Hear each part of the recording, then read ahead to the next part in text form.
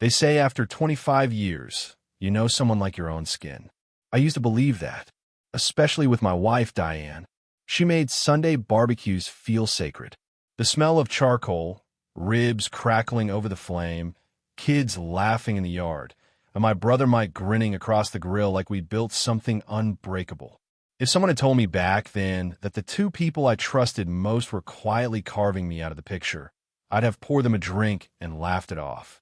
Before we get into it, I want to thank everyone who's been watching, liking, commenting, and subscribing. You're why I keep telling these stories. Huge shout out to Trucker Jim 52. Your comment last week hit home. If you want a shout out in the next one, drop your name in the comments. And if this story grabs you, hit that like button, share it with someone who needs to hear it, and subscribe so you don't miss the fallout. It started with something so small, I almost missed it. Diane had made potato salad. Her famous one, except she used dill, not sweet relish. I asked her about it, joking. She froze for half a second, then said, "Oh, Mike likes it that way." Odd, I thought. Mike was just my brother, not her husband.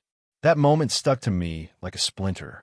A week later, I came home from work earlier than usual. Her voice was in the kitchen, low, warm, laughing, but not with me. I stood at the hallway corner, heart ticking like a slow metronome. She was on the phone. "No, baby, he doesn't suspect a thing." She laughed again. I stood there for 20 minutes. I didn't interrupt. I didn't make a scene. I just listened.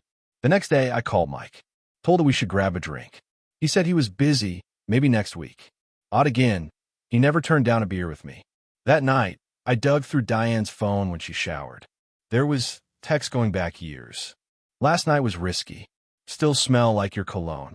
He didn't notice. "Love you. Always have." They weren't just cheating. They were in love. Every birthday party. Every Christmas.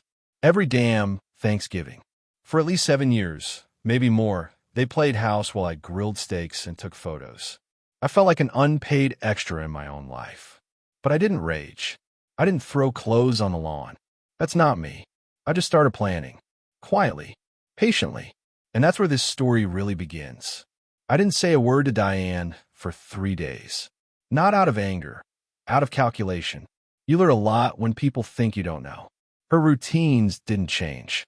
She still kissed my cheek in the morning, packed my lunch, left post, it's on the fridge like everything was fine. But I saw it now. Every little thing. Her phone never left her side. Her showers ran longer. When she smiled, it didn't quite reach her eyes. She thought she was clever, that she could keep fooling me like she had for years. But once you see the cracks, you start to hear them too. In her laugh. In the way she said, "I love you," with a voice that sounded like it had practiced. The worst part wasn't the betrayal. It was realizing how long I'd been blind. My own brother, the same one who split peanut butter sandwiches with me as a kid, who covered for me when I broke Dad's wristwatch. We were inseparable once. And now I couldn't look at a childhood photo without wondering what was fake and what wasn't. That weekend, I drove out to the lake house alone. It used to be a family spot, mine and Diane's. Mike came out a lot too, back when our kids were young. That place held so many memories, and now, every one of them had a shadow. I stood on the dock with a beer, just listening to the water. That's where I made my decision. No screaming, no feasts, no core drama. I was going to take them both down without ever raising my voice. Back home, I made copies of everything. Her texts, her photos, call logs, even receipts from the work trips that were really their stolen weekends. I tucked it all away in a flash drive, labeled Q3 taxes. She'd never open it. And Mike? He was too arrogant to think I'd ever suspect him, let alone prove it. I even started talking to an attorney. Quietly. A friend from the golf club. He told me everything I needed to do to protect myself before confronting her. Separate accounts. Freeze joint credit. Document everything. Funny thing is, when you stop pretending, you start seeing how people really live. Diane had no clue I'd pulled our savings from a joint account.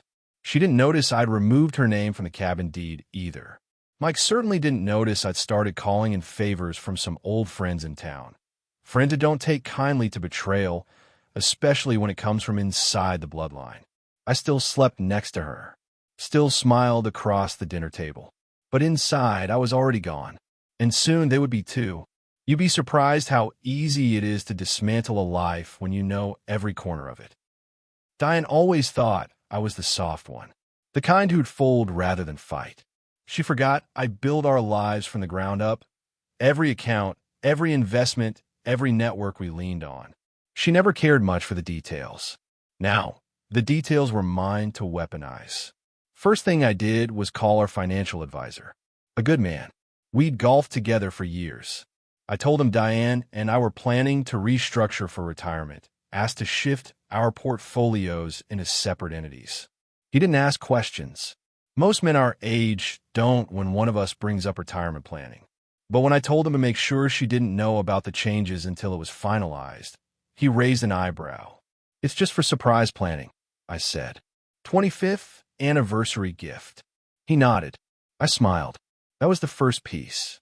I kept moving in the shadows. I checked the titles on every property. House, lake house, even the empty lot we bought upstate for the future. Everything we built was in my name or jointly held.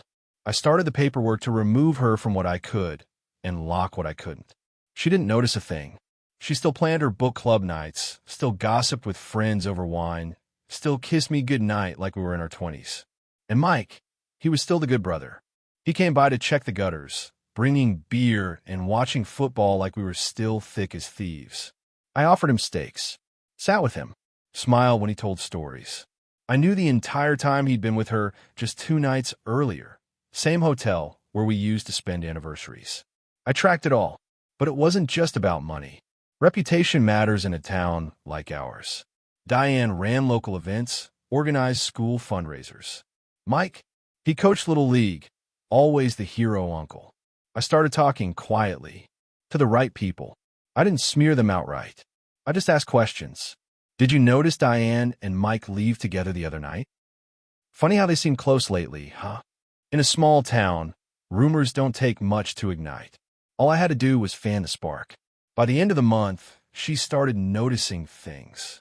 Bank notifications, cold glances at the club, invitations to events suddenly drying up.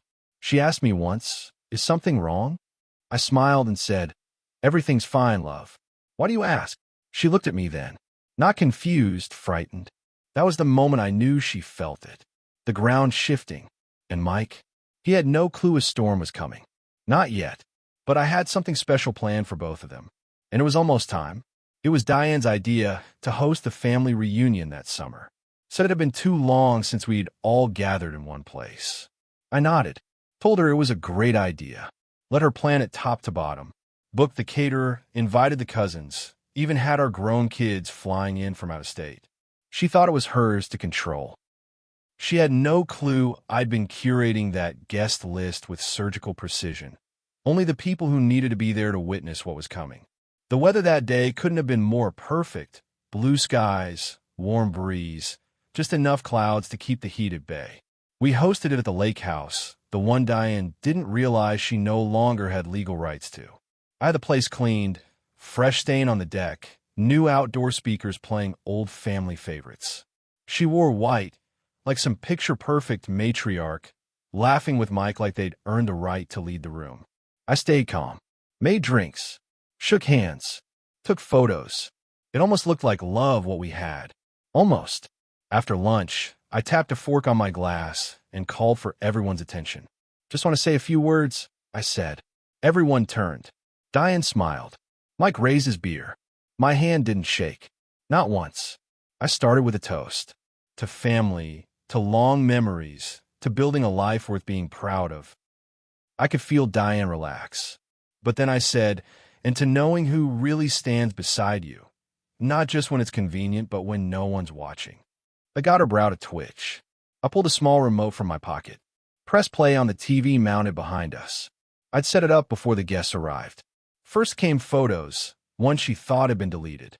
Hotel lobbies. Text message screenshots. Even a grainy video I'd found in our cloud backup. An old New Year's Eve clip of her and Mike behind the house, kissing when they thought no one was filming. The room went silent. My daughter's hand flew to her mouth. My oldest son stood up so fast his chair nearly flipped. Mike muttered something, but I didn't care. Diane turned pale. "You're doing this now?" she whispered. I nodded. Now felt right. I looked at my children. I won't be silent about betrayal. Not when it cuts from both sides. I didn't yell, didn't cry, just turned and walked out. Let the evidence speak for itself. The fallout came fast. Diane tried to salvage her image with friends, but by then the rumors were confirmed. Mike, his wife, filed for divorce within a week. The league removed him from coaching. My kids stopped answering their mother's calls. Not because I asked them to, but because they chose to. That day ended more than a marriage. It ended a performance that had run too long, and it set the stage for what came next. The strange thing about peace is that it doesn't come with a parade. No trumpets, no applause. It comes quietly, like rain in the early morning, unnoticed unless you've gone too long without it. That's what those first few weeks felt like after the reunion. No more pretending. No more half smiles across a table filled with secrets. Just silence and the soft hum of my own life returning. Diane moved out 2 days after the fallout. Didn't say much. I think she knew it would only make things worse. Her lawyer reached out a week later. Tried to discuss amicable division. I sent back the full breakdown. She'd get nothing but what the court absolutely required. And with the paper trail I'd built, every judge would see the same thing I saw. Premeditated betrayal, documented lies, and a husband who'd already reclaimed every inch of the life he once shared. Mike didn't even try to reach out. Cowardice has a way of silencing people when the lights turn on. His job was gone within a month. His wife took the kids, filed for full custody, and used the same evidence I had to paint the full picture. I never said a word to help or hurt her. She handled it just fine on her own. The kids were shaken. Of course they were. Your mother and uncle having an affair? That doesn't just scratch the surface. It guts everything. But I didn't feed their anger. I gave them space. I told them, you love who you love. And if you stop loving someone, you don't lie. You don't cheat. You speak it plain. They heard me. And I think that mattered more than anything I said or did after. Months passed. I kept the lake house, renovated it, took up woodworking again, something I hadn't touched in years. Sold our old home, bought a small place closer to town. Just me and my dog now. Quieter life, better sleep. Funny thing, I still see Diane sometimes. At the grocery store, at a town meeting once. She looks smaller now, not physically, but in spirit. Like the woman who once filled every room now only takes up half a shadow. I don't smile. I don't glare. I know how to move on. As for Mike, I haven't seen him. Don't need to. The damage they did was real. But what they never expected was that I'd rise from it freer than I'd ever been. Not bitter, not broken, just better. They thought they took something from me. They didn't realize they gave me back everything I'd lost. If you've stayed with me through this story, I appreciate you more than you know. These aren't just tales, they're lessons lived and learned the hard way. Thank you for your time, your ears, and your trust. If this story spoke to you, leave a comment, like it, and share it. And if you're not already subscribed, join us. There's more to come.